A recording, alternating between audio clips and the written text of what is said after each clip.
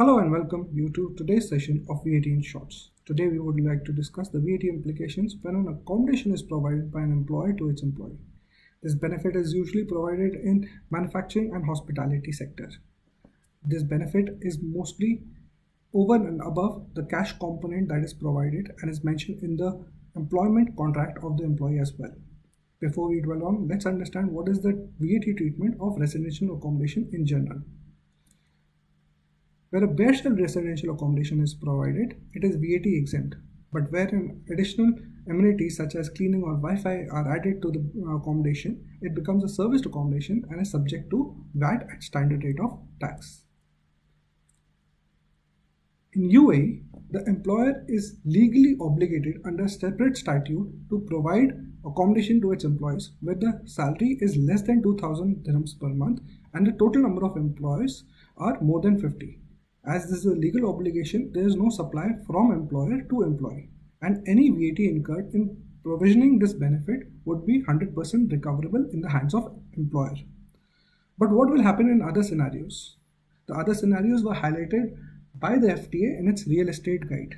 The guide was very clear that it is the corporate's responsibility to identify if there is a supply happening.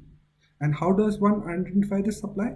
The guide has referred that the employer has to identify whether there is a form of consideration being charged to the employee for providing this benefit.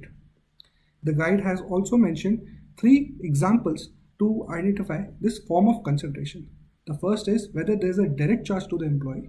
The second is whether there is a deduction from his salary. And the third is whether there is a provision of accommodation is in lieu of any allowance that was supposed to be provided to the employee.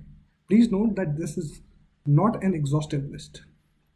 Interestingly, our neighboring country KSA in its employee benefit guide has mentioned that when an employer provides an accommodation to its employee in lieu of employee fulfilling his basic duties towards the employment, then it will be considered as a non-monetary consideration in the hands of the employer and the transaction will come under the purview of VAT. In light of this ambiguity, what is the way forward? It is important that all the employment contracts are revisited and HR and legal department are involved in it.